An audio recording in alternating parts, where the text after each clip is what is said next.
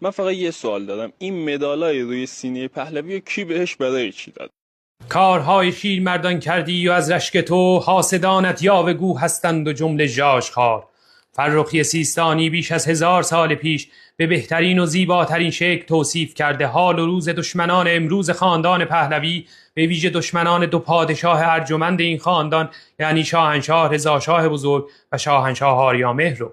بسیاری از هم میهنان طی یکی دو روز اخیر این ویدیو رو فرستادن و از من خواستم پاسخی بدم. میدانم و میدانید بزرگواران که نباید تمرکزی داشته باشیم بر روی این یاوه ها و باید به مسیر و راه خودمون ادامه بدیم.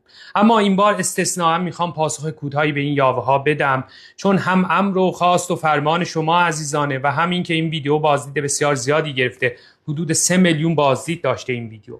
برخی از هم میهنان تلاش کردن پاسخهایی از سر دلسوزی و میهن پرستی به این یاوه ها بدن که البته خیلی موفق و موثق نبود. حتی یکی از هم میهنان ویدیویی منتشر کرد در پاسخ به این یاوه که متاسفانه ویدیوی ایشون با این که بازدید چند میلیونی گرفته بود اما حاوی اطلاعات بسیار غلط و نادرستی بود. این هم میهن ادعا کرده بود که بله، برخی از این نشانهایی که بر روی لباس شاهنشاه آریامهر دیده میشه اهدایی کشورهای خارجی. مثلا ادعا کرده بود نشانی از دولت فرانسه است و یا نشان بند جوراب انگلیسه. این داده‌ها کاملا نادرست بزرگواران. آری، شاهنشاه آریامهر نشانهای بسیاری از کشورهای پادشاهی اروپایی، از کشورهای پادشاهی دیگر جهان، همچنین از کشورهای جمهوری دیگر جهان دریافت کرده بودند به عنوان نشان افتخار، اما هنگامی که لباس رسمی پادشاهی و شاهنشاهی ایران رو بر تن می‌کردند، نشان‌ها و مدال‌های رسمی و ملی و بعد آیینی دولت شاهنشاهی ایران رو به کار می‌بردند و هرگز ما شاهد این نکته نبودیم که ایشون نشان‌های خارجی بر سینه خودشون نصب بکنند. در ادامه بزرگواران اجازه بدیم به این نکته مهم بپردازیم که اصولاً چه نشانهایی بر روی لباس شاهنشاه آریامهر قرار داره.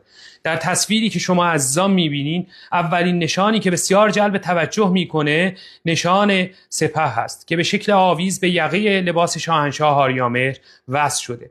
در زیر نشان سپه ما شاهد 9 نشان دیگر هستیم که به ترتیب نام این نشانها از سمت چپ به راست تصویر این گونه هست: 1. نشان ذوالفقار که عالی ترین نشان نظامی ایرانه. 2. نشان 3 اسفند که به یاد و یادبود واقعه مهم 3 اسفند 1299 ایجاد شده بود، واقعی که در اون ما شاهد ظهور شاهنشاه رضا شاه بزرگ به شکل جدی در سپهر سیاسی ایران بودیم.